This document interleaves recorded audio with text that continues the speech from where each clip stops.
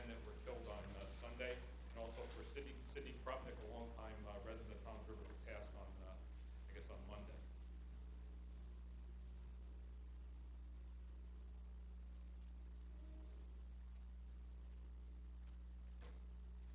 Thank you.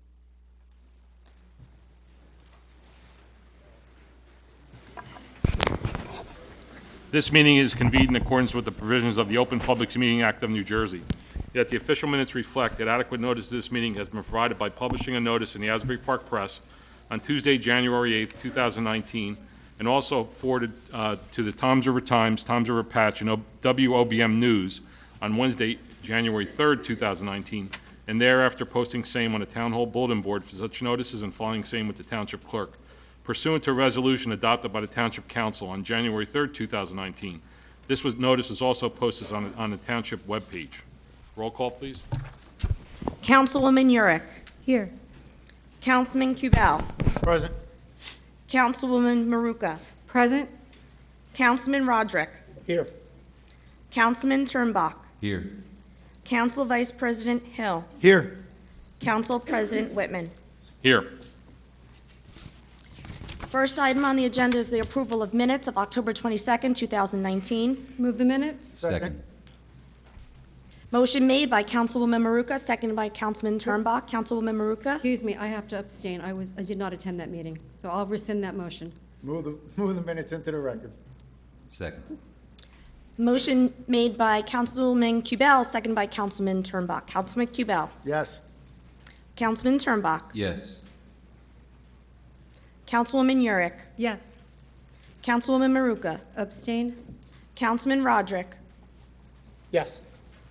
Council Vice President Hill. Yes. Council President Whitman. Yes. Next on the agenda, we have our honoring resolutions and presentations. Tonight, we will be recognizing Small Business Saturday, Uncle Dude's Donuts, Urgent Care, the Toms River Blackhawks hockey team, the American Legion's 100th anniversary. We have with the Toms River Township Police Department the retirement of Deputy Chief Michael Brosnan, the swearing in of Officer Francis Jaron, the promotions of Sergeant Joshua Coolwine, Lieutenant Daniel Sisal, Captain Sean O'Keefe, and Deputy Chief Michael Belcher. And we have William and Daniel Buffoli. Move the resolutions. Second. Motion made by Councilman Kubel, seconded by Councilman Turnbach. Councilman Kubel. Yes. Councilman Turnbach. Yes. Councilwoman Yurick. Yes. Councilwoman Maruka. Yes. Councilman Roderick. Yes. Council Vice President Hill. Yes. Council President Whitman. Yes. We're going to mix this up a little bit and have the police department go first, and then we'll follow them by the Blackhawks, and then we'll go back to the agenda. So I'd ask that everyone come up. The mayor is going to swear in the police officers and the others that are there.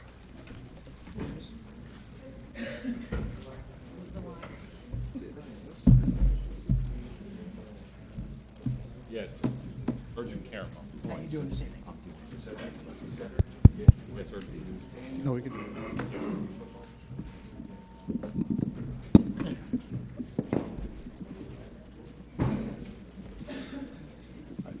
Good evening, everybody. As Council President said, I'm Tom Kelleher, the mayor, and we have a busy agenda tonight here, and the police department is going to take a leading role in tonight's proceedings. We're going to have the retirement of Deputy Chief Mike Brosnan. We're going to swear in a new officer, Francis Jaron, and then we're having the promotions of Sergeant Quillan to the rank of sergeant, Daniel Sisal to the rank of lieutenant, Sean O'Keefe to the rank of captain, and Mike Belcher to the rank of deputy chief.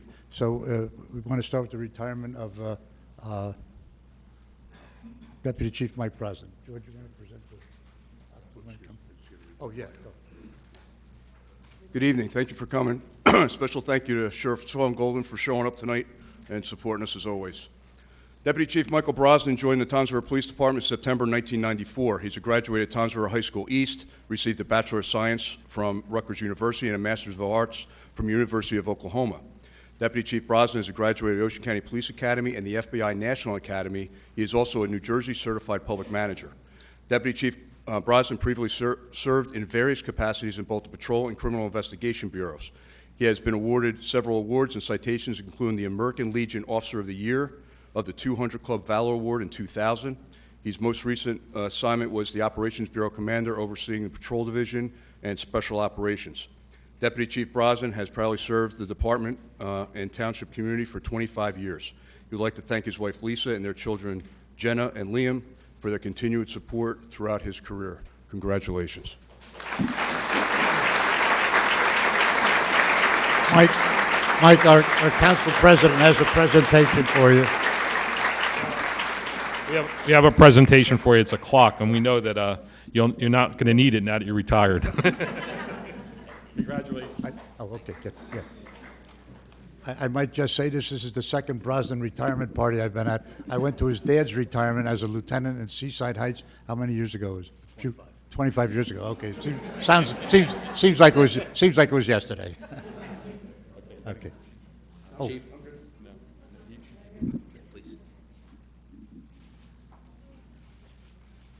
Mike, good luck. God bless you, bud. Thank you. It's been a pleasure.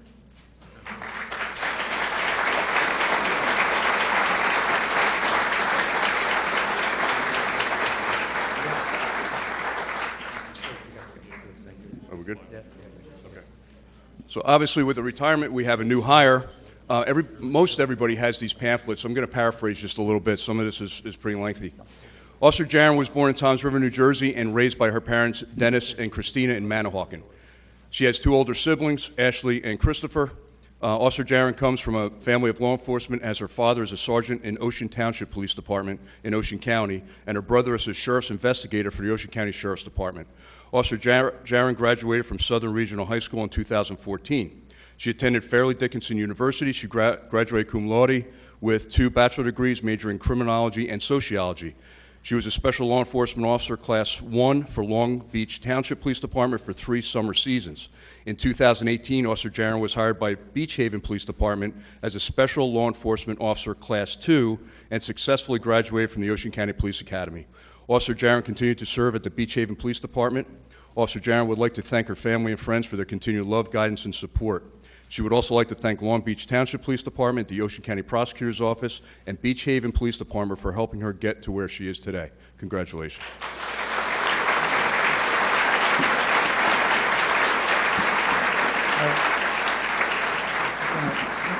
Minister, you'll get on that side, put your left hand on the Bible, raise your right hand, and repeat after me. I state your name.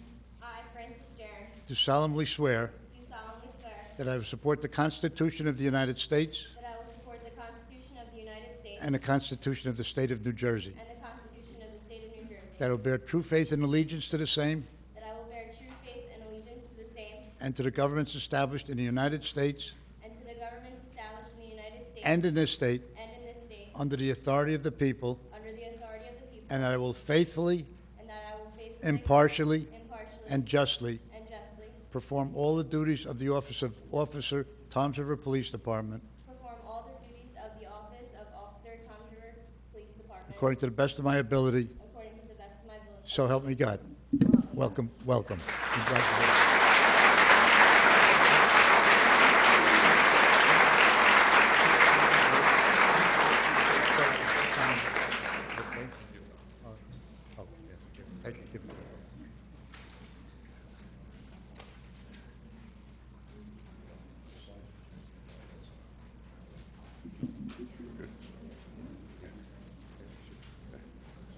Next is a promotion to Sergeant Joshua Colween. Sergeant Colween grew up in Toms River. He graduated Toms River High School East in 2002. He attended Ocean County College and Stockton University, receiving a bachelor degree in environmental science in 2006. He worked as an environmental scientist from 2006 to 2010. In January 2010, Sergeant Colween was hired by the Toms River Police Department and attended the Monmouth County Police Academy. During his time as a patrol officer, he was honored recipient of a Class B and Class C and Merit Awards. Sergeant Colween served on the Department's Emergency Service Unit from 2013 to 2018 as a grenadier. In 2018, Sergeant Colween was assigned to the Department's K-9 unit with his partner Zool. Sergeant Colween attended Toms River Police Department's K-9 Patrol Class number 8 and New Jersey State Police K-9 Scent Class number 34.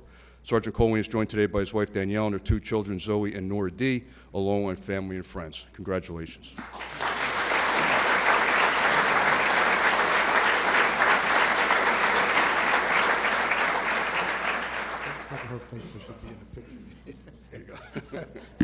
We can't cut her out of the picture. Okay.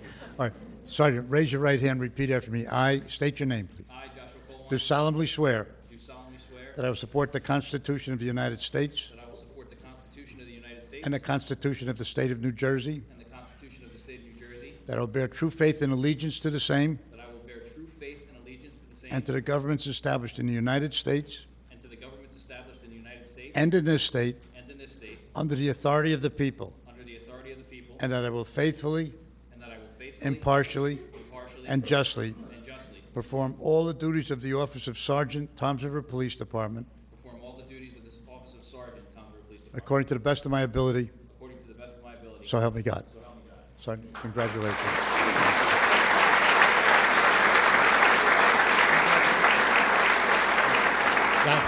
John, you got to go over to the table and sign it over to the clerk. Yeah. Attaboy.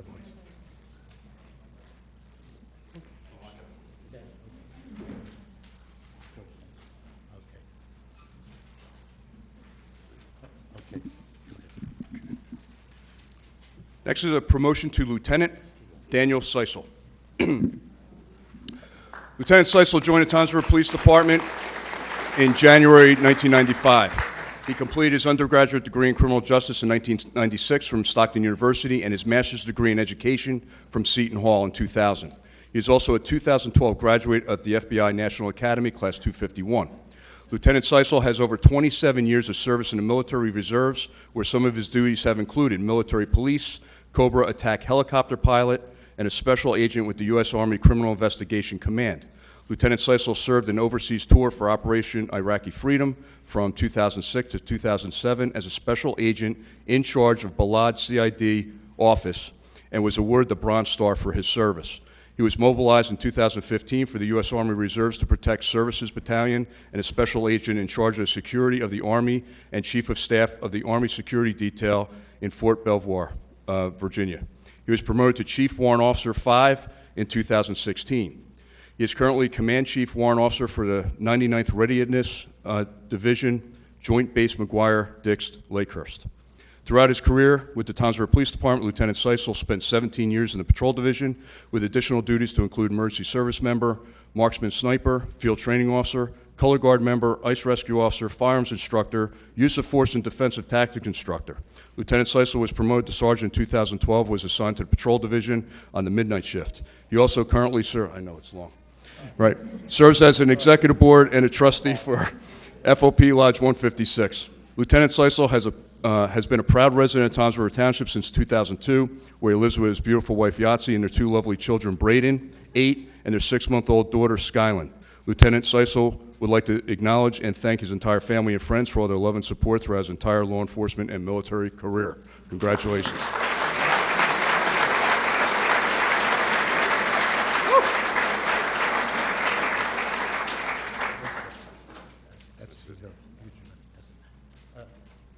Raise your right hand, Lieutenant. Repeat after me. I state your name. I, Daniel Seisel, Do solemnly swear do solemnly swear that I will support the Constitution of the United States that I will support the Constitution of the United States and the Constitution of the State of New Jersey, and the Constitution of the State of New Jersey, that I will bear true faith and allegiance to the same that I will bear true faith and allegiance to the same, and to the governments established in the United States to the governments established in the United States and in this state and in this state, under the authority of the people, under the authority of the people, and I will faithfully, and I will faithfully, impartially, impartially, and justly and justly perform all the duties of the office of Lieutenant, Toms River Police Department, perform all the duties of the office of Lieutenant, Toms River Police Department, according to the best of my ability, according to the best of my ability, so help me God. so help me God.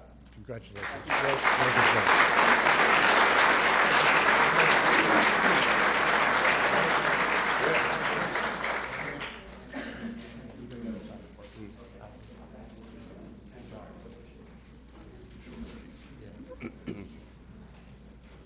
Okay, promotion to Captain, Sean O'Keefe.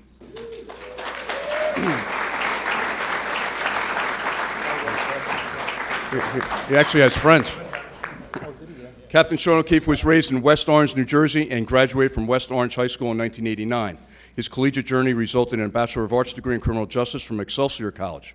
He is a graduate of the DEA Drug Unit Commanders Academy and the Northwestern University School of Police Staff and Command, class number 445. In 1996, he was hired by the Dover Township Police Department and relocated to Toms River. During his career, Captain O'Keefe served in the Patrol Division, Bicycle Unit, Emergency Service Unit, Field Training Officer Program, Ocean County Prosecutor's Office, Narcotics Strike Force, and the TRPD Special Enforcement Team. He also acted as a delegate for PBA 137. In 2005, Captain O'Keefe was named the Ocean County Narcotics Officer of the Year and received the Trooper Albert Mallon Southern Narcotics Commander's Memorial Award for Narcotics Officer of the Year. This was the result of his work during, two Title III wiretap cases. Captain O'Keefe is honored to have spent the majority of his career in helping Detective Bureau, where as a patrolman, sergeant, and lieutenant, he helped develop the growth of the Special Enforcement Team, the Bureau as a whole, and all the fine men and women who currently occupy it, as well as those who have passed through. He is extremely proud of the Detective Bureau that he has collectively created. Captain O'Keefe resides in Toms River with his wife Jill of 18 years. Sorry, Jill. Their children, Emma, who is a senior at High School East, and Sean, who is a sophomore at Donovan Catholic. Captain O'Keefe would like to thank all of his family, friends, and coworkers who have supported him and, in quotes, and put up with him during the past 24 years. Congratulations.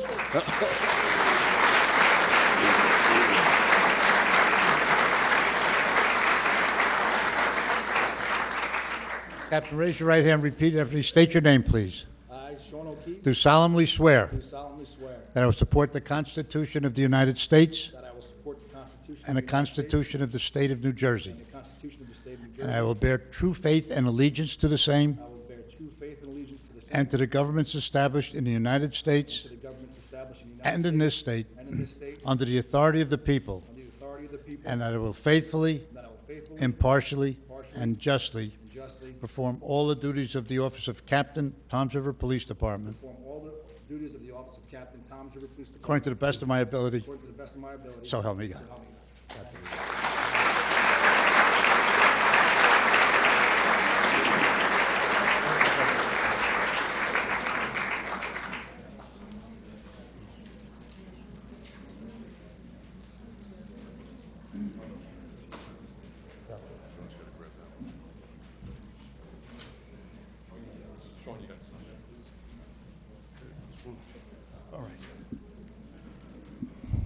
And the last promotion of the evening, Deputy Chief Mike Belcher.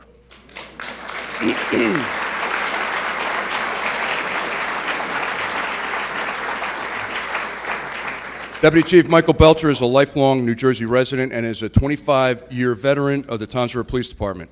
He is married to his lovely wife, Carol Belcher, and is a father of two great kids, Michael and Bryce. Deputy Chief Belcher's education includes a bachelor's degree from Rutgers University, a master's degree of Arts from Seton Hall University, and a graduation in the New Jersey State Chiefs of Police Staff and Command Leadership Academy. Prior to being promoted to Deputy Chief, he served as a captain in the Criminal Investigation Bureau.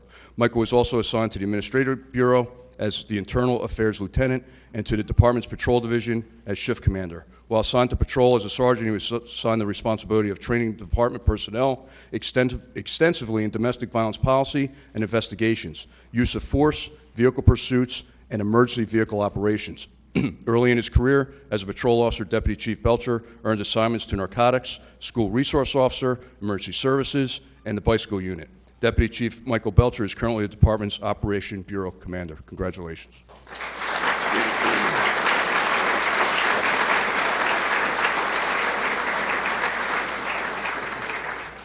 It's just, each of you, both of you. Good, you get your, grab it too. That's it. That's it. Don't fight, guys.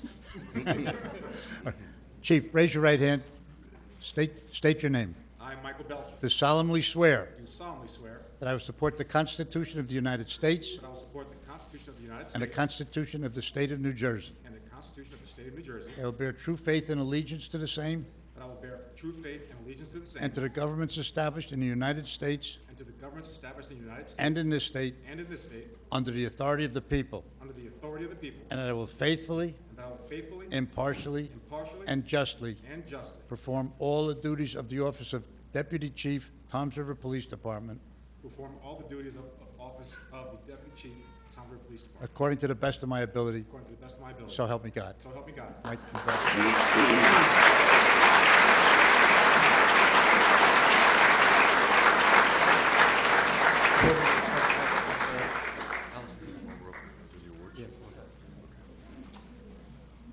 We'd like to take this opportunity to recognize two of our civilians for a life-saving award who did an amazing job. William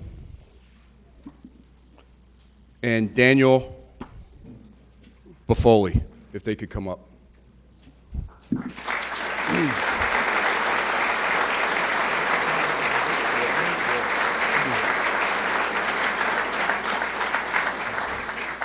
On October 26th, Daniel and William Buffoli observed a serious motor vehicle collision on Whitesville Road just south of River's Edge Lane. The victim's vehicle struck a telephone pole as well as two trees and overturned in the process. Daniel and William took immediate action, placing themselves in harm's way and helped pull the victim driver from his vehicle just before it became engulfed in flames. Without the immediate actions of Daniel and William, the vehicle driver would not have survived the fire which resulted. Therefore, Daniel and William Buffoli are hereby recognized for their heroic, life-saving actions on October 26, 2019. Thank you very much. Here you go, guys.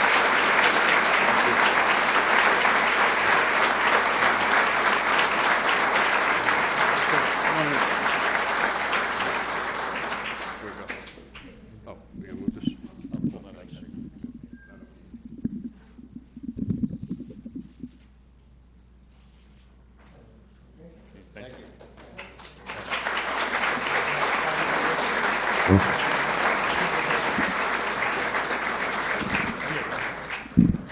That concludes the police ceremony portion of the night.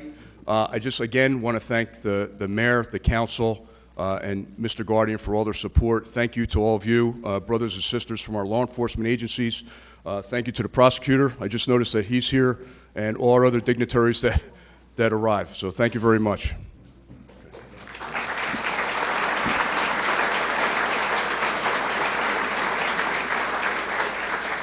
We're going to take a 5-minute break, so that way if you can get some pictures and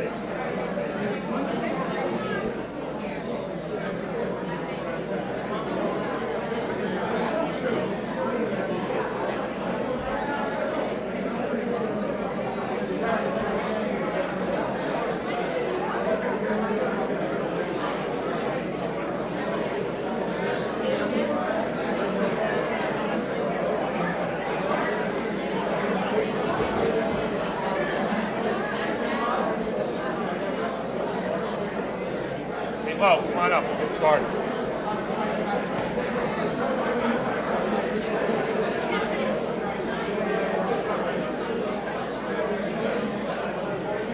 Allison, would you call the Blackhawks up? We'll start that.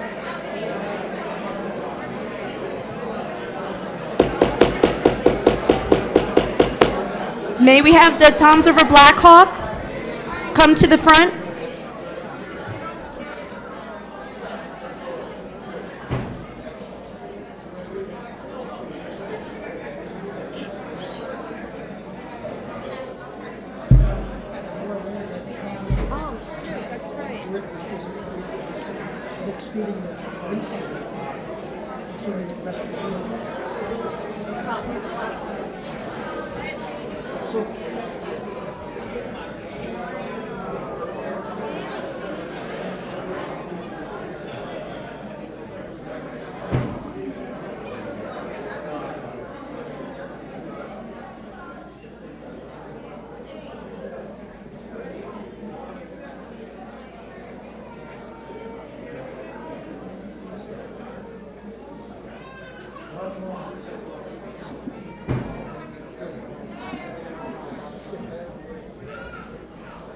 We have the team and the coaches come up from the Blackhawks.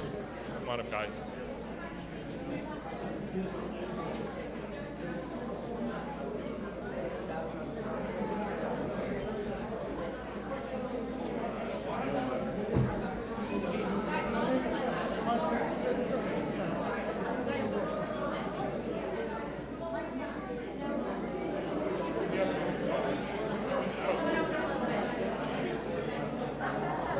Do you have the coach?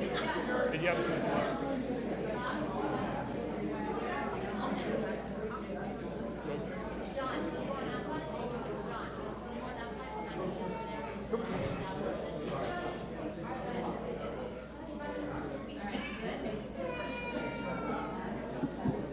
Okay, we're gonna have we're gonna have the Mayor-elect Hill make the presentations. Thank you. I told some of the players before that I admire them because I can't skate worth a darn. And I told them, I said, if they had wanted me to skate, they would have put the blades on the bottom of my feet. But you guys go up and down the ice with such speed, I'm impressed. And tonight we're here to recognize you for I believe, the Sportsmanship Award. Parker Army Sportsmanship Award to the Blackhawks. So I'd like to have the coach come up, but we'll give you the certificates. Can you present them to your players? Sure. Okay.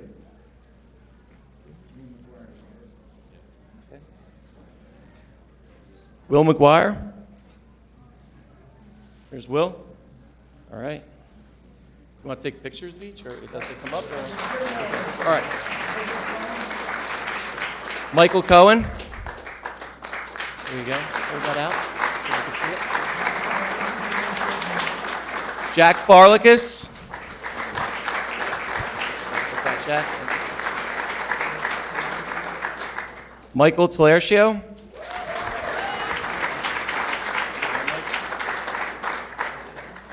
Alex Fortunato.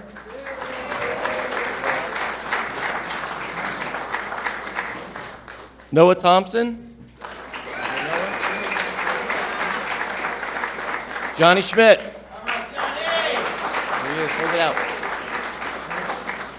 Kinley Bolger. And Frankie Bruton.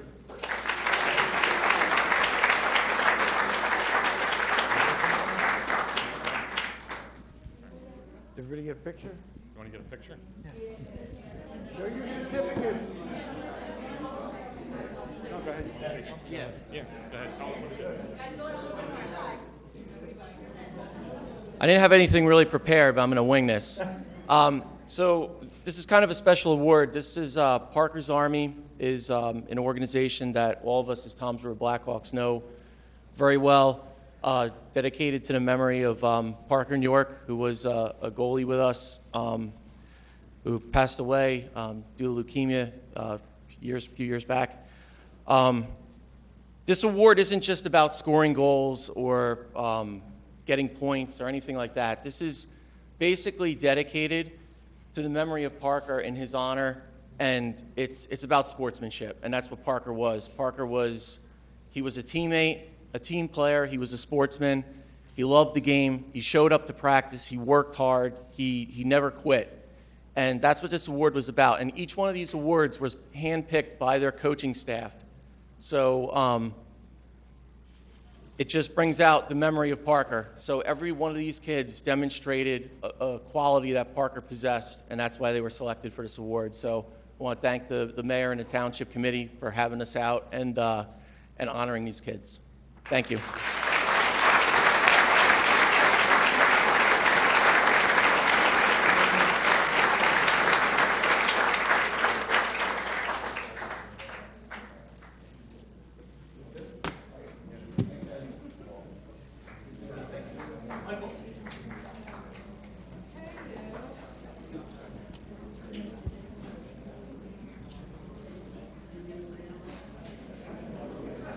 We have a presentation for the American Legion. Is anybody here?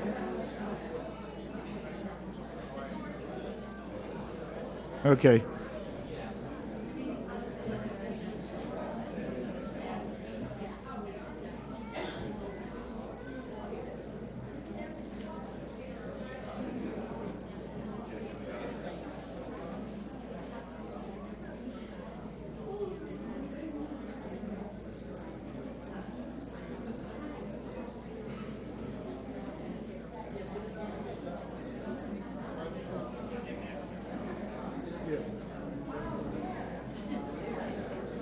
Do it now, they're not going to be here.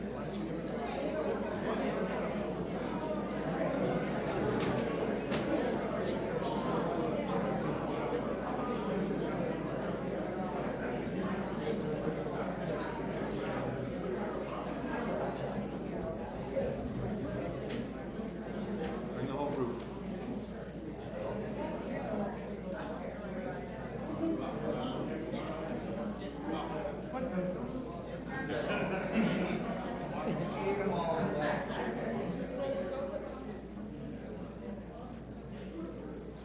We have the privilege tonight of having Dominic Lavolsi and his family here, who runs Uncle Dude's Donuts here in Toms River. Uncle Dude's Donuts clearly is the diamond in our downtown. And I'm a big fan.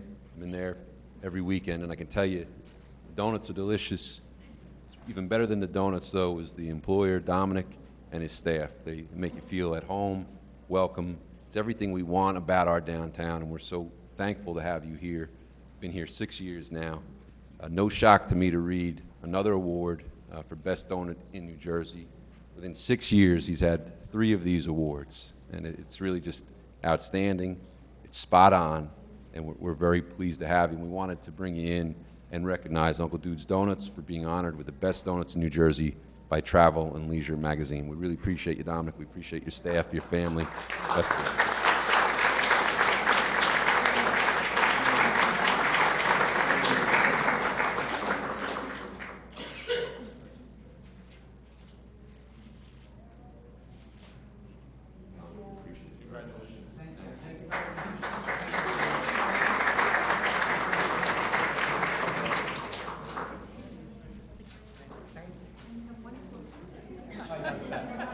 Donut tasters, right?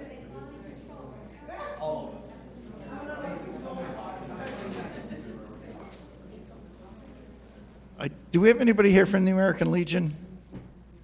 All right, the Veterans Day was the 100th anniversary, not only of the New York Parade, it was also the 101st anniversary of Armistice Day, but it also was the 100th anniversary of our American Legion Post 129. We wanted to honor them. We presented a lot of proclamations to them on Veterans Day, so we'll make sure that this gets to the Post. I'll deliver it tomorrow in the morning. So, again, we wanted to honor them for their commitment to the country and for their commitment to the veterans of this country. So I want to thank them for that.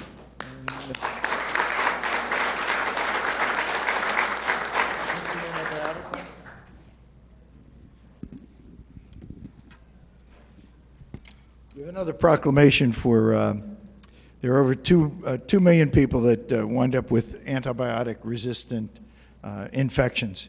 And it's a big problem in the medical profession, overprescribing antibiotics. A lot of times you'll go to the doctor with a cold. That's a virus. An antibiotic's not going to do anything for the virus.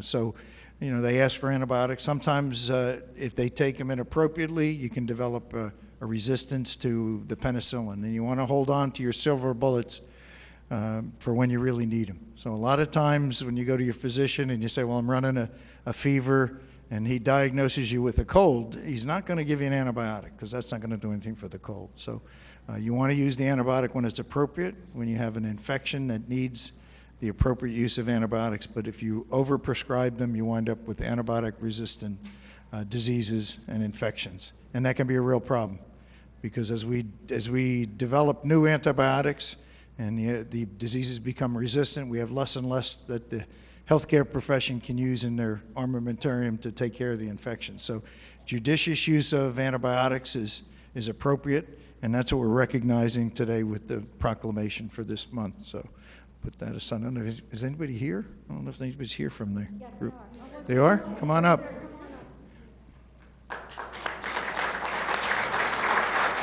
For urgent care. Yeah, why don't you?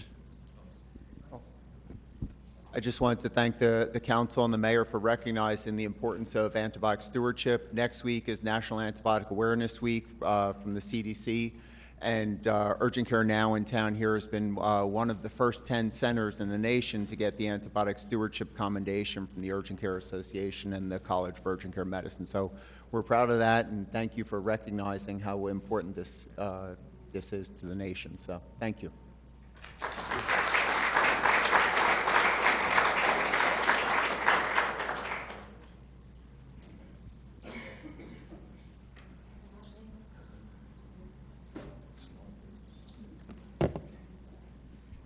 Do we have anybody here for the small business? Nick, come on up. All right.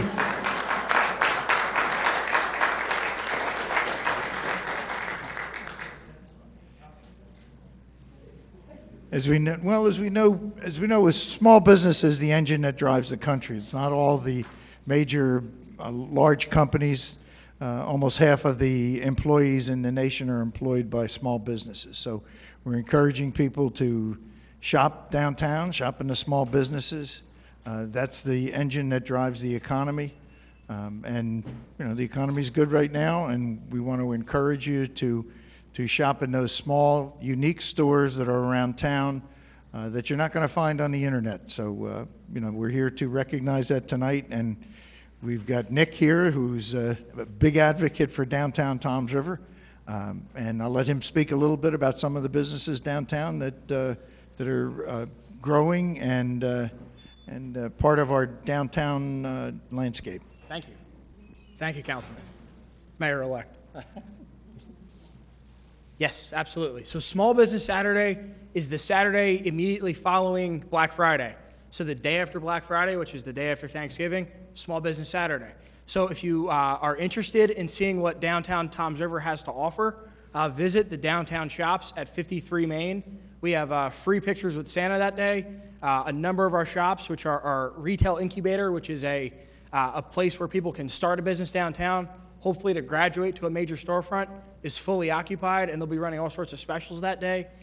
All sorts of things, just like Councilman Hill said, that you can't do online. So things that you do in person. And there's a whole lot of things happening downtown that people really need to see. So get down there, check it out, and we'll go from there. All right.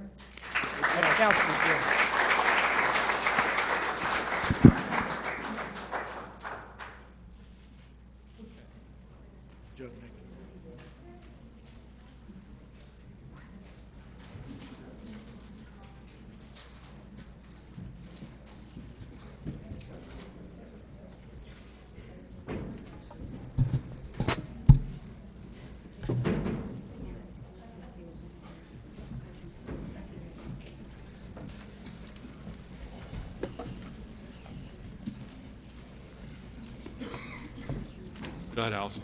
Item 7 is an ordinance of the Township of Toms River in the County of Ocean, New Jersey, amending and supplementing various sections of Chapter 348, Land Use and Development Regulations of the Township Code, final reading. This is a portion of the meeting open for public comment on this ordinance. Anyone wishing to speak on this ordinance, please come forward, state your name and address for the record. Seeing none, move to close public comment. Second. All in favor? Aye. Move have the a ordinance on final. Second? Motion was made by Councilwoman Yurick, seconded by Councilwoman Maruka. Councilwoman Yurick? Yes. Councilwoman Maruka? Yes. Councilman Kubel? Yes. Councilman Roderick? Yes.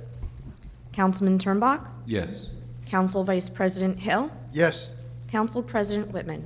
Yes.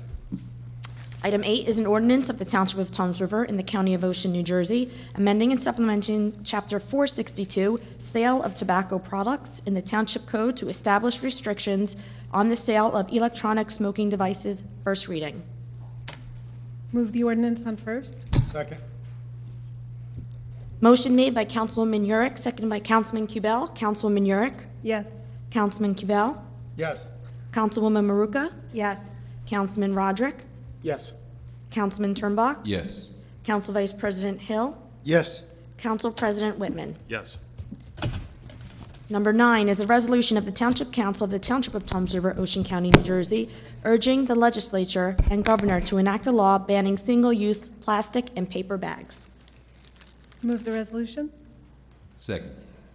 Motion was made by Councilwoman Yurick, seconded by Councilman Turnbach. Councilwoman Yurick? Yes.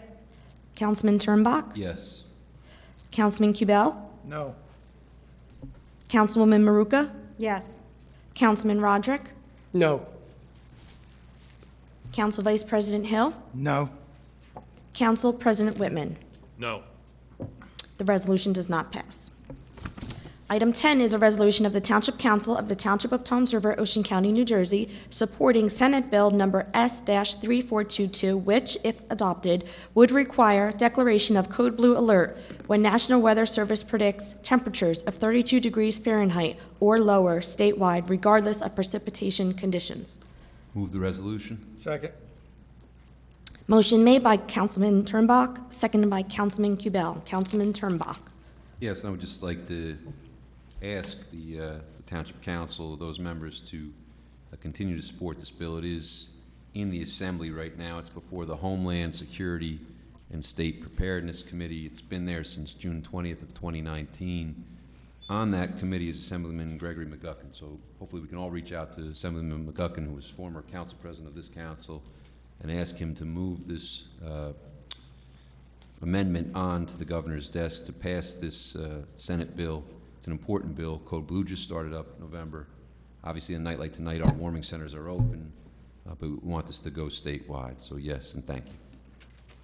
Councilman Kubel. I'd like to commend Councilman Turnbach and Councilwoman Yurick's work on this, and because it definitely is needed, so I'll vote yes. Councilwoman Yurick. Yes. Councilwoman Maruka. Yes. Councilman Roderick. Yes. Council Vice President Hill. Yes. Council President Whitman. Yes. Next on the agenda is the consent agenda. All matters listed under item consent agenda will be enacted. Did you miss Oh, 11. 11. Excuse me, item 11. It's not in my binder.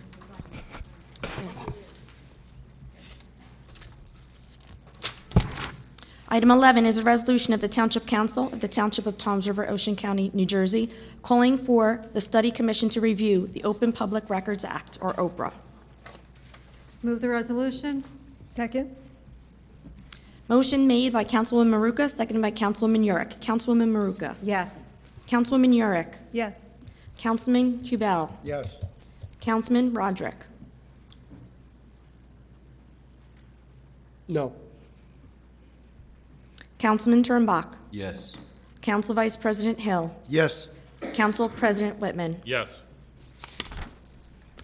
Next item is the consent agenda. All matters listed under item consent agenda will be enacted by one motion in the form listed below. There will be no separate discussion of these items. If discussion is desired on any item, that item will be considered separately. A is a resolution of the Township Council certifying entitlement of a 100% disabled veteran status and providing that property taxes be canceled and/or refunded. B is a resolution of the Township Council authorizing award of contract for the resurfacing and repair of Snug Harbor main pool to Allstate Technology Incorporated, who meets all the bid specification and the total contract amount not to exceed $97,500. C is a resolution of the Township Council authorizing award of contract for the mid-block pedestrian crossing at Community Medical Center to J.C. Contracting Incorporated as the lowest responsive bidder, meeting all the bid specifications for a total contract amount not to exceed $64,366. D is a resolution of the Township Council authorizing award of open-ended contracts to Kemin Supply Corporation and Garden State Highway Products Incorporated, who meet all of the bid specifications for traffic sign materials. E is a resolution of the Township Council authorizing the purchase of 2 service dogs for the Department of Police. Each dog is $9,500 from Police Service Dogs Incorporated, replacing 2 police dogs that will be retiring in the total contract amount not to exceed $19,000, utilizing federal asset account. F is a resolution of the Township Council authorizing the purchase of 1 Ford E450 coach bus for the senior center from Shepherd Brothers Incorporated, utilizing Bergen County Cooperative Contract number 18-013 in the total maximum amount not to exceed $75,040.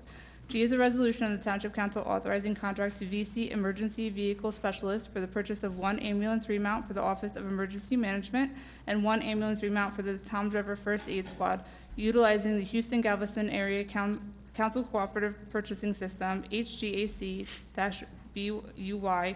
contract number AM10-18, and the total maximum contract amount not to exceed $374,659.28, which includes the trade-in of Toms River Office of Emergency Management 2014 Ford F-450 ambulance 511 in the amount of $5,500. H is a resolution of the Township Council authorizing contract to vendor with New Jersey State Contract number T2776, vendor number 88728, from Chas W. Winter Incorporated, doing business as Winter Ford for 1 2020 Ford F-150 4x4 crew cab for the Department of Police in the total maximum contract amount not to exceed $32,614.80. I is a resolution of the Township Council authorizing the award of an open-ended contract to Sprague Operating Resources, LLC, for the supply and delivery of diesel fuel utilizing Stafford Township Cooperative Pricing System bid number 33-OCCPS-2019-005 pursuant to bids received and the master contract awarded by the Township of Stafford as lead agency for the Stafford Township Cooperative Pricing System over 2 years. J is a resolution of the Township Council authorizing the Purchasing Division and Engineering Division to advertise and receive bids for improvements to the Winding River Park pedestrian bridge project. K is a resolution of the Township Council authorizing change order number 2, final, reduction in contract in the amount of $9,465, releasing performance bonds and accepting of maintenance bonds, and authorizing final payment and retainage to contractor Unuzi Environmental Services Incorporated in the amount of $115,989.50 for the closeout of the Silverton Stream Cleaning Project. L is a resolution of the Township Council authorizing award of contract to Mazer Consulting PA to assist the engineering division in the design of various radio towers for the police digital trunked radio system project for a total maximum contract amount not to exceed $224,070, and authorizing the mayor to execute and the township clerk to attest to an agreement with Mazer Consulting PA. M is a resolution of the Township Council authorizing submission of best practices inventory to the State of New Jersey Department of Community Affairs.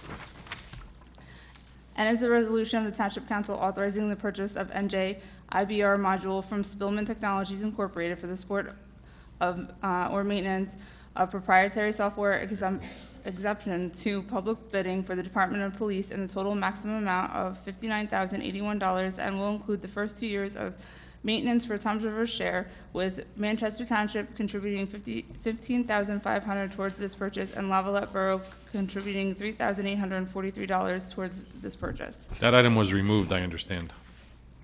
So that item was removed from the agenda, or no? Yeah. We were going to make a motion to remove it. Okay, so you need it tabled then? Yes. Okay, thank you. O is a resolution of the Township Council authorizing the receipt of funds for Phase 1 preliminary engineering for the design assistance grant from the NJDOT for the design of the Ortley Beach Streetscape project by NV5. P is a resolution of the Township Council amending budget revenues and appropriations for 2019 Drunk Driving Enforcement Fund grant. Q is a resolution of the Township Council authorizing the mayor to execute and the Township Clerk to attest to an agreement for affordable housing and conditions of approval between the Township of Toms River and Dover Shopping Center Associates LLC in connection with the proposed construction of a 150 residential development, which shall include 30 units of affordable rental housing at property located at 1515/1533 Lakewood Road, Block 410, Lot 25 in the Township of Toms River. R is a resolution of the Township Council authorizing the acceptance of a $4,000 bid submitted by a contiguous property owner for the sale of Lot 35, Block 190 at Fillmore Street. S is a resolution of the Township Council authorizing taxi cab company licenses in accordance with Chapter 457. T is a resolution of the Township Council releasing performance guarantees and accepting maintenance guarantees for a minor site plan known as Wawa LLC, Block 442.15, Lot 3.01 at 1725 Hooper Avenue. U is a resolution of the Township Council releasing performance guarantees and accepting maintenance guarantees for a minor site plan known as Wawa LLC at Block 421, Lot 18 at 1166 Fisher Boulevard. V is a resolution of the Township Council accepting site stabilization guarantees for a major site plan known as Block 608, Lots 2.01 and 2.02 at Hooper Avenue and Bay Avenue. W is a resolution of the Township Council accepting performance guarantees for a minor site plan known as Y&A Associates LLC, Block 507.52, Lot 24 at 651 Route 37 West. X is a resolution of the Township Council releasing maintenance guarantees for a major subdivision plan known as Hobson's Industrial Park, Block 506, Lots 10, 11, 12, and 13 at St. Catharines Boulevard. Y is a resolution of the Township Council authorizing renewal of memberships in the Ocean County Municipal Joint Insurance Fund and authorizing the mayor to execute and the Township Clerk to attest to a renewal membership agreement. Z is a resolution of the Township Council authorizing an amended contract with VCOM LLC as telecommunications and wireless communications consultant for public safety communications upgrade project, amending the scope of work for additional support to complete this project in the additional amount of $23,600 for a total project amount not to exceed $167,100. Original award of $143,500 and authorizing the mayor to execute and the Township Clerk to attest to amended agreement with VCOM LLC. AA is a resolution of the Township Council adopting the 2018 multi-jurisdictional all-hazard mitigation plan for Ocean County. BB is a resolution of the Township Council authorizing the mayor to execute and the Township Clerk to attest to a sub-grant agreement, flood mitigation assistant grant program, FMA-PJ-02-NJ-2017-003 with the State of New Jersey Office of Emergency Management. Okay, does anyone in the council like an item removed to be discussed separately? C for a separate vote. See. Anyone else? Would any members of the public like to have an item removed and discussed separately? Okay, item N, we're going to need to vote to table that because of an issue, a technical issue with that item. I'll make that. Second. All in favor? Aye. Aye.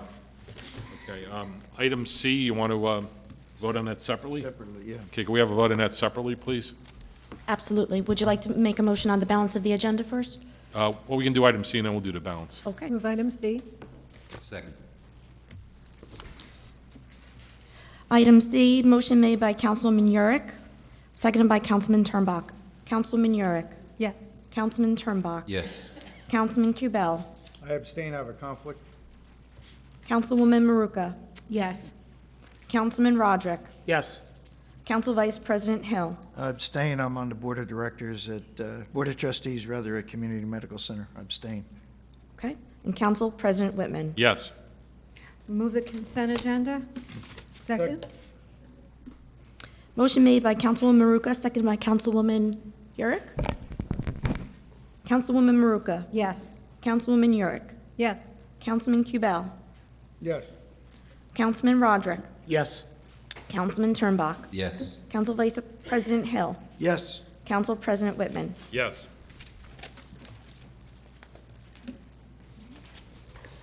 Next are the reports.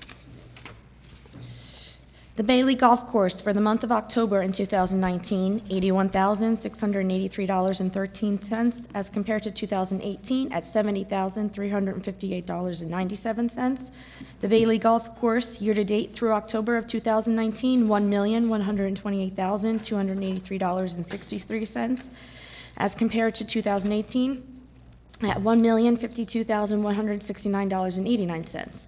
The Winding River Ice Rink for the month of October 2019 at $110,841 as compared to 2018 at $84,071.48.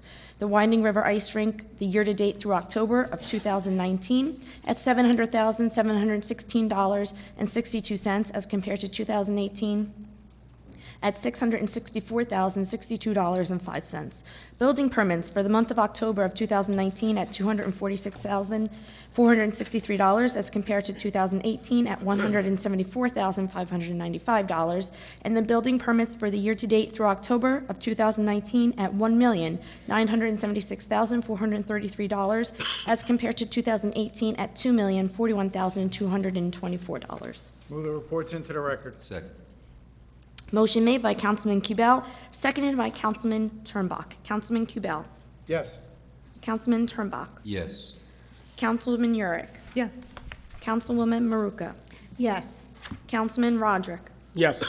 Council Vice President Hill. Yes. Council President Whitman. Yes.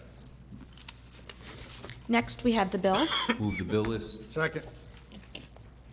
Motion made by Councilman Turnbach, seconded by Councilman Kubel. Councilman Turnbach. Abstain from PO 19-06205 and 19-05882 payable to the magistrates, 19-00455 payable to Law Office Siddle Holzappel, 19-00863 and 19-00994 payable to Law Office of Dasty McGuckin. Have a conflict with those. Yes to the balance.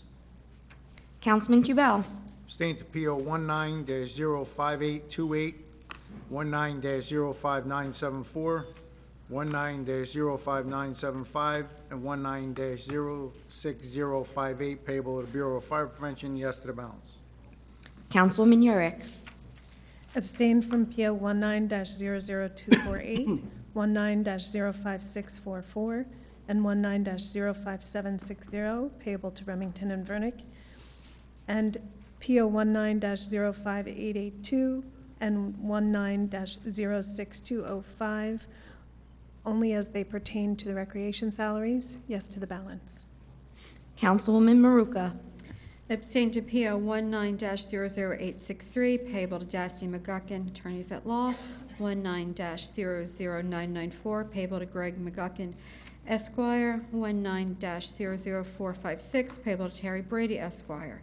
19-05882 and 19-06205, payable to NJMVC lease program. I have a conflict. Yes to the balance. Councilman Roderick. Yes. Council Vice President Hill. Yes with the following abstentions, 19-00456 payable to Terry Brady Esquire, and 19-05753 payable to Owen Little Associates. Yes to the balance. Council President Whitman. Yes, with the following exceptions. I have to abstain from purchase order number 19-05890 on page 6, payable to Area Properties, in the amount of $7,544. On page 47, Remington and Vernick, as it pertains to the Area Properties, purchase order number 19-05760, the amount of $4,518.72. I have a conflict. Yes to the balance. Next, we have elected officials' comments. Councilman Turnback. Thank you, Council President. I just want to congratulate our Mayor-elect Mo Hill, our Councilman-elect Matt Latano, Councilman-elect Josh Kopp, and Councilman-elect Kevin Gagan for their election and for the results, and indicate to all of you that I look forward to working with you in the new year as we always have. Congratulations to all of you. That's all I have.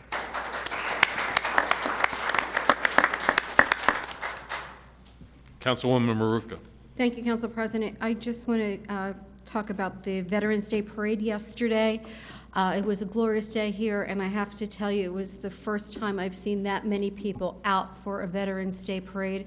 It was very heartwarming to see the elementary schools out lining the parade route, and High School South, I think they were out in record numbers. So it was a really, really good day, and it's just something that our young people need to see and know the reason why we have a Veterans Day and the sacrifice that all of our veterans have made for this country.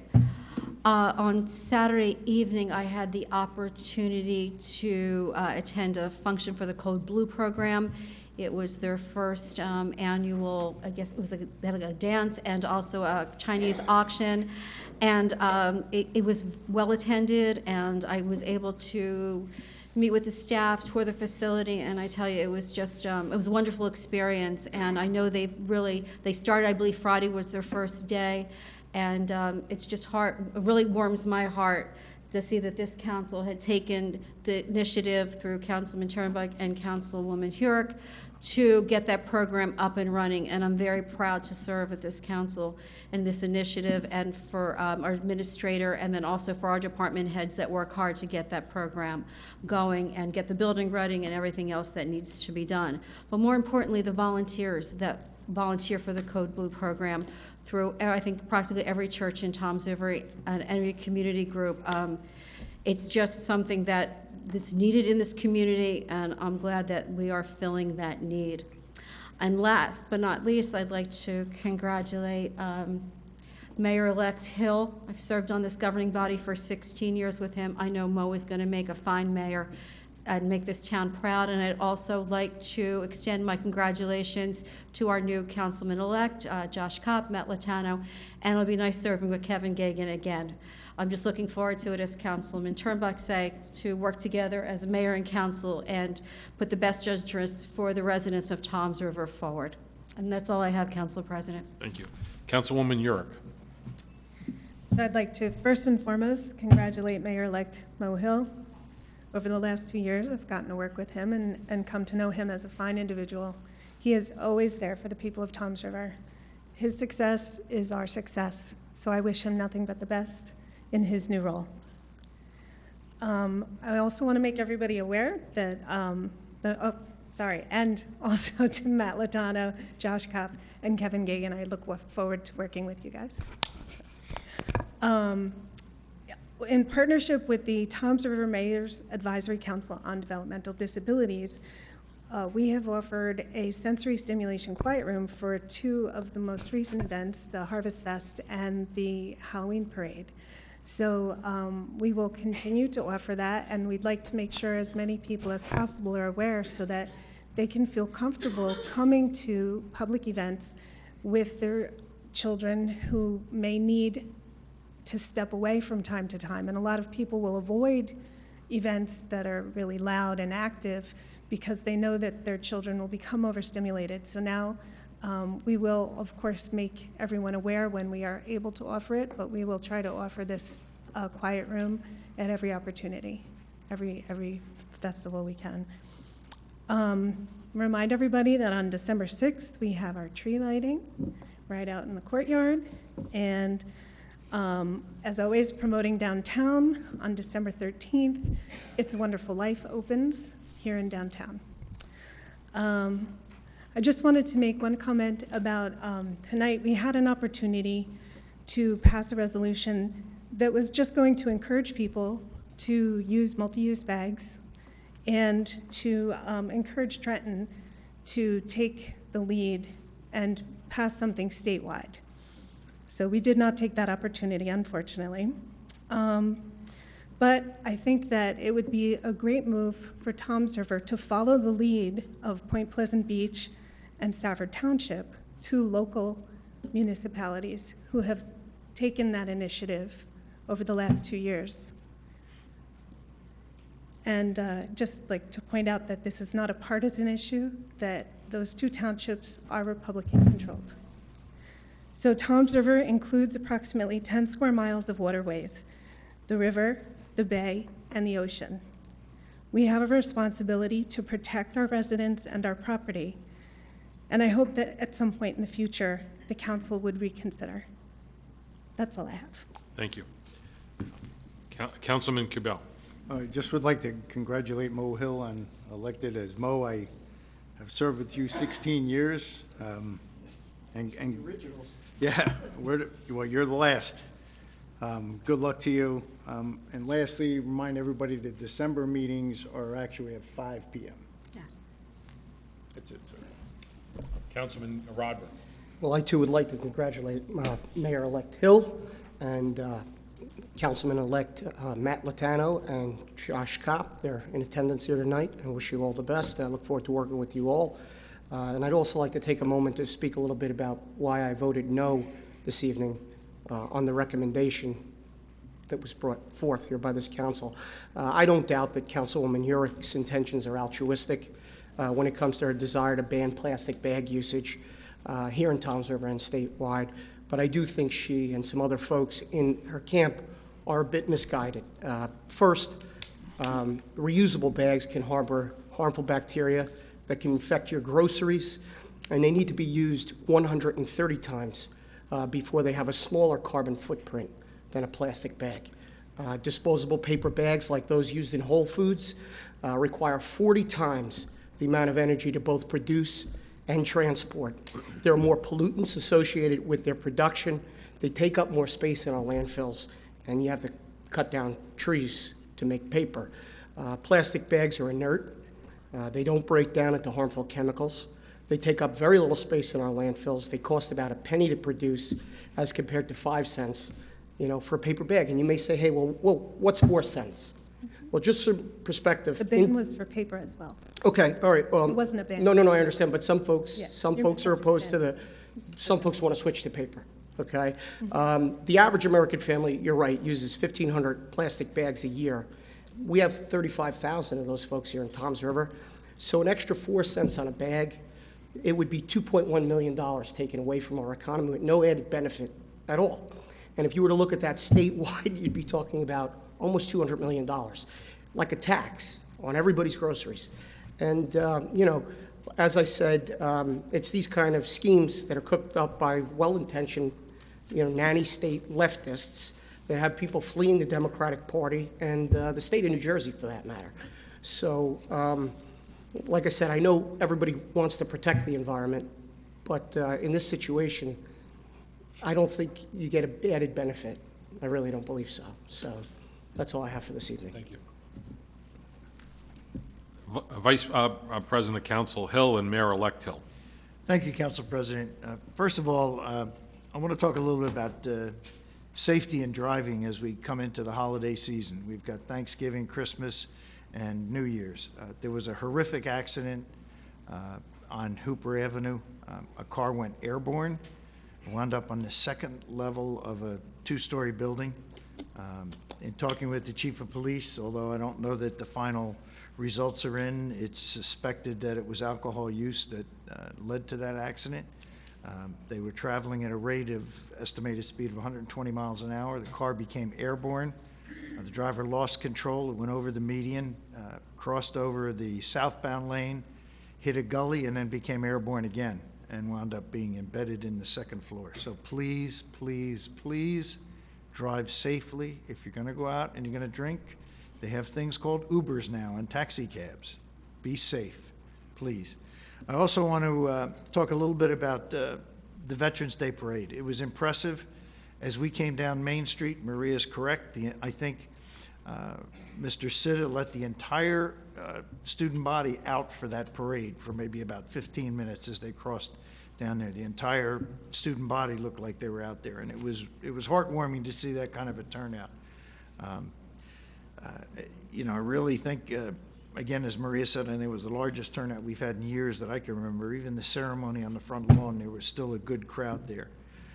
I'd also like to recommend to this council that we consider a proclamation at our next meeting honoring the 100th anniversary of the Toms River South Lakewood Thanksgiving game. I would like to suggest that the clerk contact Mark Mutter, our historian, to get information for that proclamation and help craft it. Thanksgiving Day games are slowly becoming a thing of the past. They used to be traditional. I myself had the pleasure of playing in 3 of those games. I went to Lakewood, so Toms River was our rival. I played in 62, 63, and 64. It was the highlight of your season. If you didn't win the Thanksgiving Day game, no matter what your record was, it was a lost season. I was happy that I had 3 good Thanksgiving meals with my family because we won all 3 games. But it's sad to see these go by the boards with the state championship games being played on Saturdays. The Thanksgiving games have kind of fallen out of favor. And again, it's a tradition that I think certainly went on for years in the Shore with many of the teams. Manasquan used to play Point Pleasant. Asbury used to play Neptune.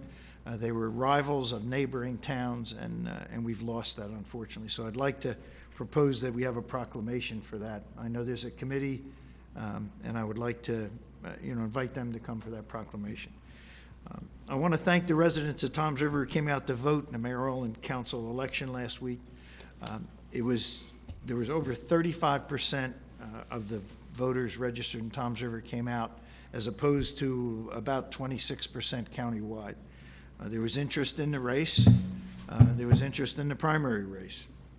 I think everyone should exercise their right to vote. That's what makes our democracy strong, and it's your vote that selects the leaders of the government. And I want to thank the residents on behalf of myself, Josh, Matt, and Kevin for the confidence they placed in us and electing us.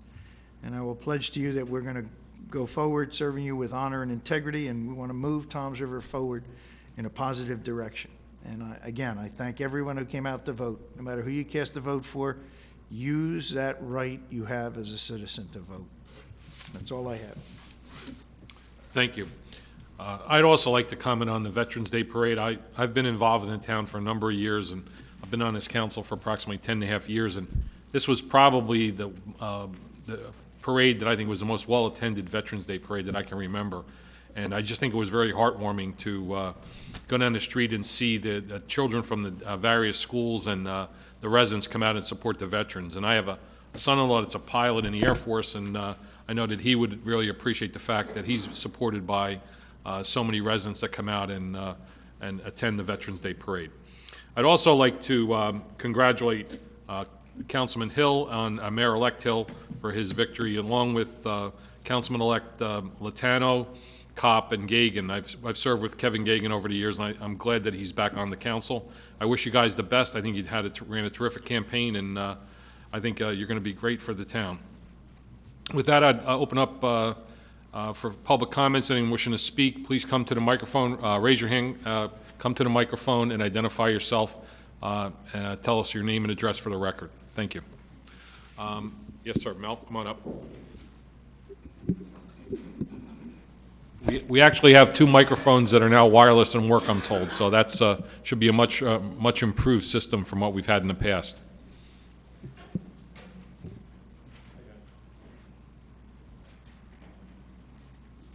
Thank you very much. Can you hear me? My name is Mel Percy, and my wife Maureen. We're Percy, 1908 Baltimore Avenue in Early Beach. Thank you. We come here tonight not to praise or thank the council for anything, but to bring to the attention of the council really what we felt was an injustice to us as taxpayers. And through this experience that we had, we commiserated with a number of residents in Ortley Beach as they passed our house, and they gave us similar situations, similar problems with the township. So at this point, both Maureen and I are retired educators. I've been a superintendent of schools, assistant commissioner of education in charge of all the county offices in the state, led the state take over the Patterson schools. Maureen has been a elementary principal, and she's retired from Glen Ridge. So the only reason why I give our experiences is the fact that we've dealt with the public. We dealt with the public, and my mantra had always been, let's be Nordstrom nice. Nordstrom nice. If you've ever gone into Nordstrom's to buy anything, buy a handkerchief, they treat you like a human being. They walk you out to your car. It's amazing. And why can't we in public service be the same? Provide accurate information, timely information in a courteous manner. That's basically what we're here tonight to say to you, that this is hopefully what the council is, and I know that Mayor-elect Hill will be very sensitive to that, to be sure to deal with the public in a courteous manner, give them accurate information. So, Maureen? Well, good evening. I want to just give you a little history about the Percys. The Percys came to Ortley Beach in 1948. Not many people can say that. Our uncle, Elio, is the person who brought pizza to Ortley Beach. His facility was located on Fort Avenue and Route 35. He was responsible for purchasing lifeguard umbrellas, jackets, and shirts that all said Percy's Pizza. Our property has always been well maintained. As a matter of fact, in 2004, when we decided to demolish our original home that my father-in-law built with his own hands, he built everything. He could fix anything and build everything. And when we demolished that home, I remember when the Rosetto truck pulled up, our neighbors actually came out and were standing on the corner of Baltimore and 6th, and they were crying because the house wasn't just a little bungalow. It was a lovely, lovely home. But we decided to demolish it, and we put up a beautiful home on the corner, same corner, 6th Avenue in Baltimore in 2004. My in-laws were also very active in Ortley Beach, which is Toms River Township, and they were active in monitoring the pumping station and also the Bayside Park. They were instrumental in getting that park the way it is today. But getting back to the property, we went through many application processes and many meetings in 2004, and we erected, as part of our home, a 3-car garage. But again, I said many applications and many meetings. The day that the engineering department came to the home, our home, to inspect, a comment was made to me that still resonates with me today. Mrs. Percy, if I were on the planning board, you would have never had those 3-car garages. Down the road, many problems arose. The problems arose because we were only allowed to have a 10-foot apron on a 3-car garage. And it also closed off our existing driveway. Fast forward, March 31st, 2019, my husband and I decided to go to the engineering department and to file an application to replace the existing apron of 10 feet with a 46-foot apron to accommodate the 3-car garage, and also we were going to repair the sidewalk as well as the curbing as a result of Sandy. We did that. We went to engineering, we got the application, we gave the fee, went home that evening, we filled out the application, we came back with a $1,000 bond.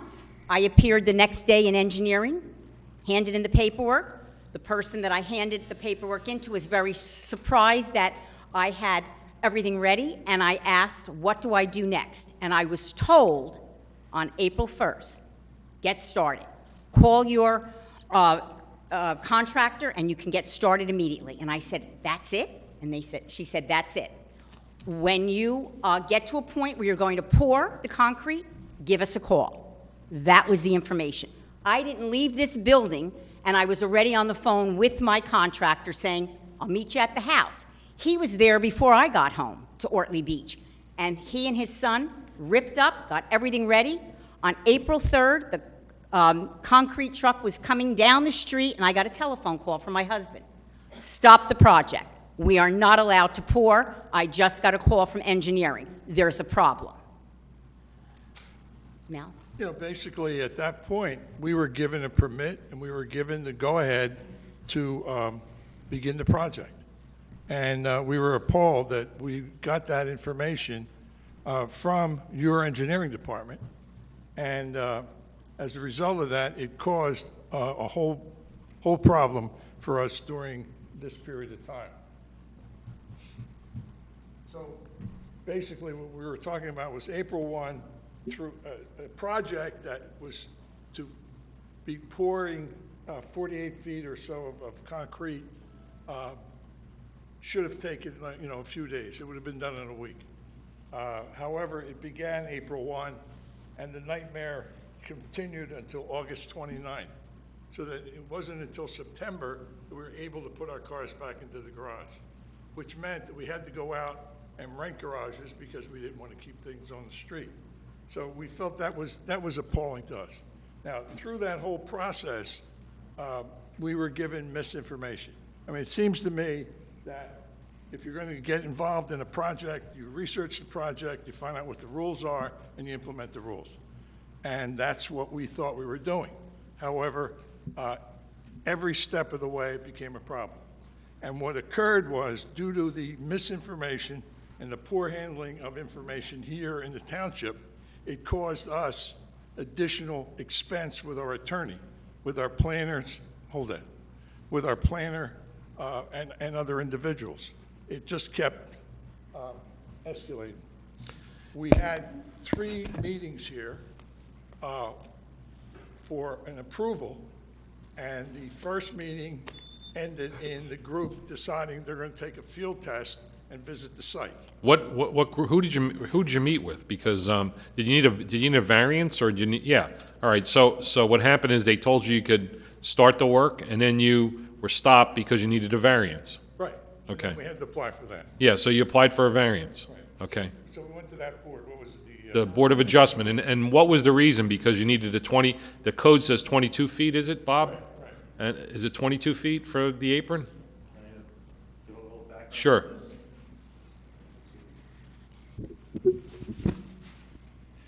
The Percy's, it's correct, they did come in and apply for a zoning road opening permit to construct a driveway apron. However, the permit application was unclear at best. There was a dimension on one document in their permit that said 20 feet wide, and that's what we approved.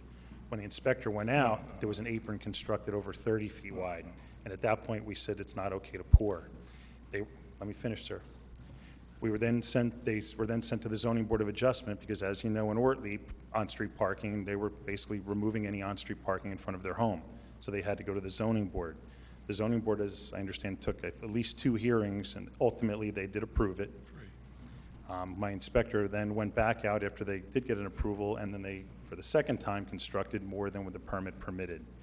After we discovered that, we asked them just to file a permit update because they did work over a drainage pipe that wasn't shown on the original plan. We just wanted that documented. They filed the permit update, and the refund for their bond is being processed. I think it'll be in front of you at the next meeting. All I can stress is, if you build what you asked for on your permit, there's no problem, but twice work was done that didn't conform with the plan, and that's quite frankly what happened. Okay, that's his version, and that's incorrect. All right. But again, we already went over the 5 minutes. I can have you finish on your explanation here, but we have a 5-minute time limit, and this is taking, going way past that. So. Well, that's unfortunate. Yeah. That's really unfortunate. So because it's not near the cost, and this is the over $30,000 because of the fact that this information is inaccurate. What did occur with this plan that they pulled out from 2004 and indicated that's what we had applied for. Look, I'm not here to argue. I wasn't here to argue or be belittled again. No one's trying to belittle. No one's trying to belittle you. No. We were accused by this group, your group, that we had inaccurately presented an application. That's not true. Okay. That's not true. Okay. All right. I'm trying to listen to both sides. The reason why we're here tonight is just to indicate what the problem was, so that you're aware of it, so it doesn't happen again to somebody else. Okay, but again, we have to. I wanted to get some background because you have your version of the events, and I wanted to find out what Bob's version was. And I understand it. I understand it's frustrating to you, and it's unfortunate that it happened. And I don't know how it ever got to the point where you could approve something at 30 feet when the code is 20 feet. I don't understand how that happened. I can, if you want Sure. names, I can give you names, but I'm not going Yeah, to say it in I public. don't know how the- But I don't know how the bottom line is, secretary could have told I was you that. handed the permit and said, "Get started." And I walked out of this building April 1, getting started. Who indicated that I'm you not could going to say start? that out on this microphone. If you Well, want to know. no, but it's yeah. okay that we're discussing it in public. You want to? Yeah. Her name was Lynn Jeske. She gave me the okay to get started. I said, "That's all I have Really? to do," and she said, "Call your contractor and get started with the permit." That is correct in the document in the engineering file. What, but the process seems broken if we're gonna have, no, you don't need an attorney. You don't need an attorney because we're talking here. I just wanted to find out what happened, and so that's why I asked the name of the individual that authorized the project to start. And so I don't understand how we have the clerk in the office authorizing a permit. There should be it's obviously a broken process because. Obviously.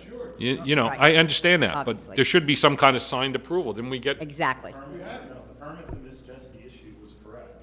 The document that person's provided showed a driveway dimension 20 feet. The permit that was issued. No. Yes, it does. I'm sorry, that was not my Okay, paper.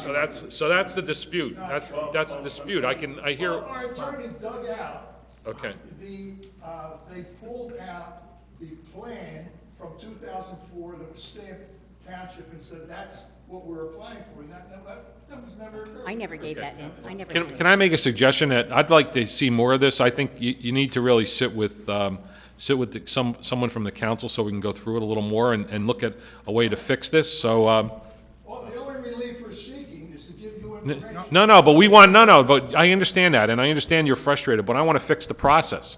I just don't want, I want to fix the process, so in order to fix it, we need to find out what happened. Good. I mean, they came up Yeah. and they said to us that our pavers had to be removed now, when in fact, they didn't realize that the pavers were approved way back in 2004. And that caused us another meeting, it caused us more attorney fees, it cost us more money. It was ridiculous. I'd be happy to meet with anyone. I just want to say in closing, Mayor-elect Hill, when you said integrity and honesty, I think what you have to also add is another word, and that's respect. And I think the people of Toms River Township and the people of Ortley Beach, the kind of the stepchildren of Toms River Township, need that respect also, and we were not given that respect. And you're saying about a clerk? Yes, the clerk gave me the okay. I didn't know she was a clerk. She told me to go ahead with it. I understand, yeah. I went ahead with it. Yeah, and again, if you have the approved plan, I'd like to see what did they give you anything back when they were told you to go ahead? No. Just our plan. No, but again, permit. the permit, Well, I would the had. permit have the plan Permit. with it attached to it? No. Whatever. Well, no, I'm asking because then it would establish, if you have the permit with a copy of the drawing that they approved, then that establishes what they approved. That's why I'm asking. Okay. So did you get the document back with the approved plan? Yeah. Yes, they did. because I had to give it to the Later on, contractor. they came up with the 2004 plan and said that's what we were That's why they applying for. stopped the project. And then said that we had fabricated one. Okay. Council President, can I just make a recommendation? Mr. Guardian, would you be able to pull the information from the engineering department and sit down with the Percys, and if Council President Whitman or you or Councilman Hill is available, if I'm available, one of us at least sit in that meeting and see if we could straighten this out and see which direction we can go. And if processes need to be changed, take a look at how we can correct that. But I think we need to see all the documentation in front of us and then sit down respectfully, logically, and look at the chain of events and see how we got to you coming before us this evening, Mr. Percy. Yeah, I'd like to see it. We can bring it to the land use committee and find out I'd like to see what document you were handed back initially and go from there. Okay, all right. Because you can't fix it, I understand you're frustrated, but we want to fix it. You can't fix it if we don't understand what happened. What I'm trying to get across to you is that by giving us inaccurate information, it prolonged this project and it cost us money. I understand. Okay, it was crazy. When they talked about the pavers not being approved, there was an ordinance that was changed after 2004. So we had a whole meeting on the pavers. And then that meant the attorney had to get involved, your attorney was more involved. The other thing that was surprising to us is that every time you file with the town now, and your attorney reviews it, we get a bill. I mean, something's wrong with that picture. Mr. Percy, I think your point is well taken, but I think we have to have all the information to talk about it. I think your point is well taken, but if it's... That's all we want. We're Yeah. not coming here and asking for money. No, I When understand. we got screwed, that was the end of it. But we'd like to see other people in Ortley Beach and in this community treated in a fair manner and think about reading Nordstrom Dice. Okay, thank you. Pat?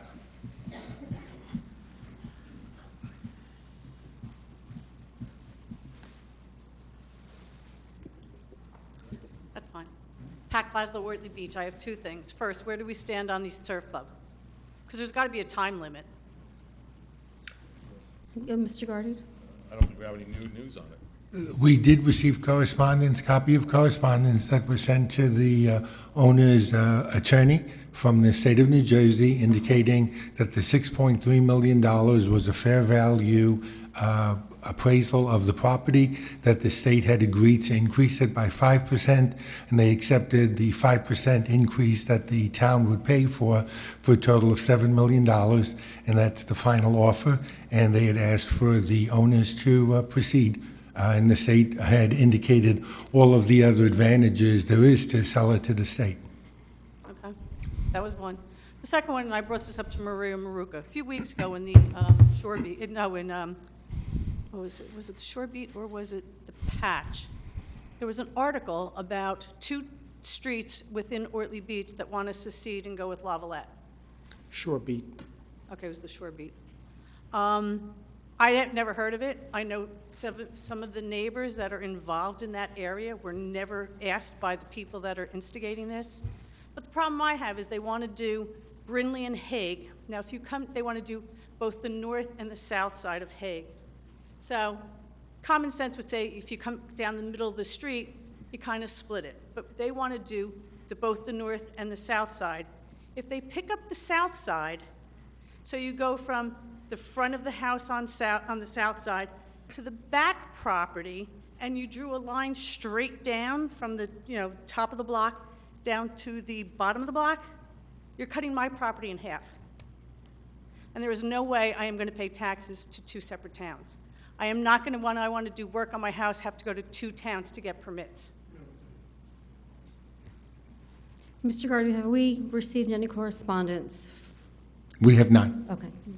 And that's what I said to Pat, Yeah, that so the whoever- township didn't have any knowledge of it. Yeah, whoever does that does the ask, I mean, they're drawing the line, but I think we'd have to, we're going to oppose it anyway, Yeah. number one. And number two, we would never allow them to cut the property in half like that. So it'd have to go either one town or the other. Because I went to Lavalette's town council meeting, and while I was there, Mayor LaCicero told me that he had received a letter from Thomas Doyle, the attorney? And Right. that was in John the paper. John Paul Doyle. Paul Doyle. But Yeah. was in the paper and stuff like that, and he said to me, well, we have to wait till they go to Tom's River. And I said, well, he goes, you should be calling the attorney. And I called the attorney up, and they told me that they hadn't been retained. And when I told Mayor LaCicero, he goes, they've got to be retained because of the fact that I got a letter from them. So I don't know where it stands or whatever. Maybe it But was somebody- just political. Huh? Maybe it was just political. Well, Mr. Guardian, can you follow up with this and see if there's any, what the story is with these 2 streets? See if there's any truth to the fact that they're looking to secede and, who's their attorney and so on, and we can get back to you with it. I know I know that the Well, neighbor said Doyle. I know, that's who we think it is, but I'll ask Mr. Guardian to investigate, all right? Okay. Because, let me tell you this, if Lavalette's taxes are cheaper, you're going to want all of Wortley Beach to go with Lavalette. It's the truth. Would you still attend our meetings, Pat? I have personal reasons why I wouldn't want to go with Lavalette. We do too. Because I think any problems that we have is spread amongst a much larger town than a smaller town, and if something happens, they're going to get hit with a huge bill. I think what the council president said is we would be notified if there's any move for secession. That's not, I'll speak for the council, but I'll speak for myself. I would be opposed to any move for secession. We've been through that once in Normandy Beach area, and I think it was a mistake, and I don't agree with the decision the court rendered. It wound up not being de minimis. It wound up being $42 million in rateables that went to Lavalette on one street. So I would be personally opposed to any secession from the town borders. You have to prove that there's a need for that or that it's a benefit of some kind. It's not beneficial to anybody, so. Well, because what they want to do is they want to do Yeah, but I think as the council. Trenton Avenue, Yeah. because the top part of Trenton is Lavalette, then when you come down, it becomes Ortley. And then they want to do Hague and Bay Boulevard.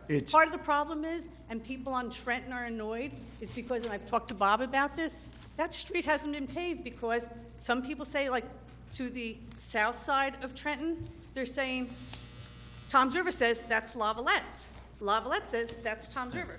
So the street looks like crap. So, I mean, I think it might not have been escalated to this, I don't know, if they had taken All care of right. that. So we'll take a look at the street too, and if we have to work out a deal with Lavalette, we'll do so to get Possibly it paid. shared services again. Yeah. Something like that. All right? Okay, All right, thank you. Like I said, I'm just concerned because years ago, where I used to rent, half their house was in Ortley, half was in Lavalette, and they paid taxes to two, and I'm not doing it. Okay, thank you. Thank you. Anyone else?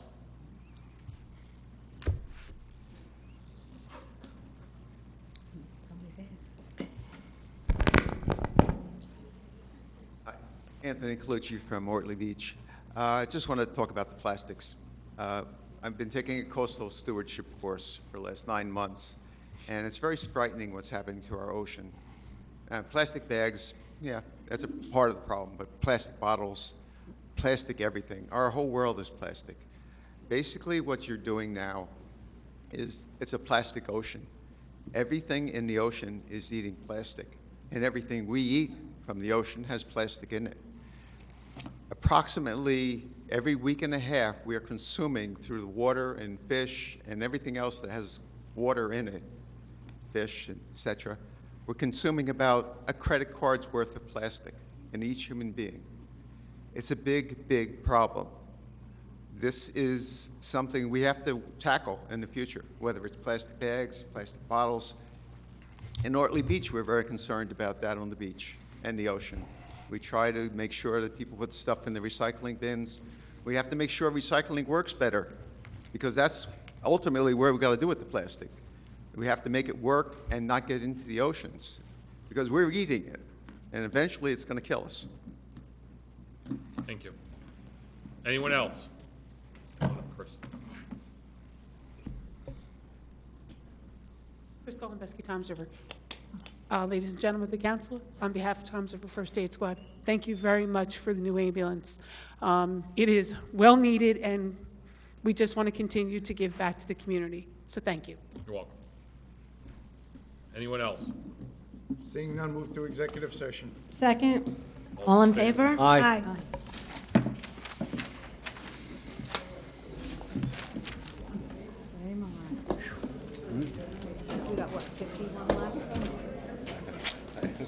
Whereas Section 8 of the Open Public Meetings Act, Chapter 231, Public Law 1975, permits the exclusion of the public from a meeting in certain circumstances to discuss matters requiring confidentiality and/or of a privileged nature.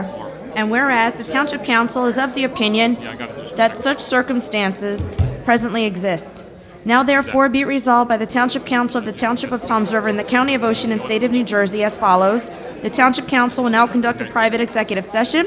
General nature of the subject matter to be discussed and or acted upon is as follows. Matters of personnel, anticipated litigation, matters in litigation, land acquisitions, and contract negotiations. That's Brian. The following specific items to be discussed and or acted upon are as follows. The executive session minutes review of October 22nd, 2019. The personnel issues of the Township Clerk's Office and Administration. The review of status of all real property acquisitions. Legal impact of Executive Orders 1, 2, and 3. The discussion of RLUIPA in preparation for the meeting with Professor Hamilton. And the legal impact of exercising renewal option with Ocean County Joint Insurance Fund. It is anticipated that the deliberations conducted in closed session may be disclosed to the public upon the determination of the Township Council that the public interest will no longer be served by such confidentiality. Motion made by Councilman Kubel, seconded by Councilwoman Maruka to go into executive session I want you to come at and meet with, I think you should sit down with Mo, because again, it's... 7:43 p.m. with all in favor. You know, you come to the council meeting, but it's they're the responsibility of the mayor. So I think you should meet with Mo Hill and go through what you know and go through your case, because it's tough to do it here. And I know you're frustrated. Well, the fact that but no, I know, but I wanted to hear what happened, because I didn't. He could do that. He could have done it after I But again, you know, having that, I don't know why this, you know, the clerk would give you a permit to begin with, you know, and tell you to go do it. I mean, well, it's not my problem either, because they don't work for me; they work for the mayor. So But again, I'm not trying to cop a plea, you know, it's just that they, you know, they should have never. Yeah, I know, and you know, yeah, I know, and then, you know.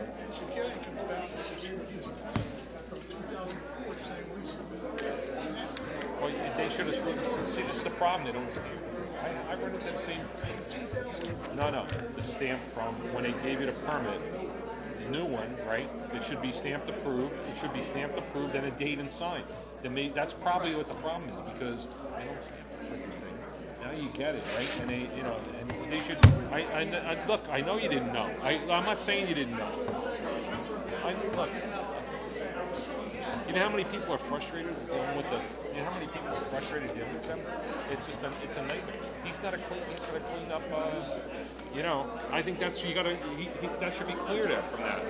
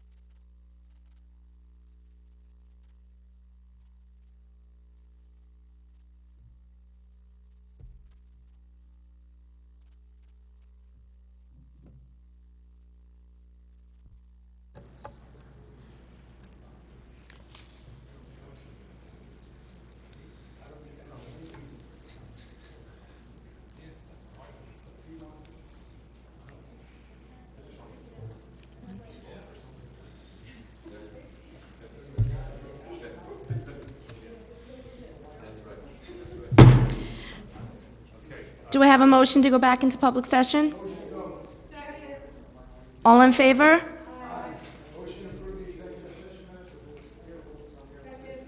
All in favor? Okay. Motion made by Councilman Kubel, second by Councilwoman Yurick. Councilman Kubel? Councilwoman Yurick? Councilwoman Maruka? Councilman Roderick? Yes. Councilman Turnbach? Council Vice President Hill? Council President Whitman? All in favor?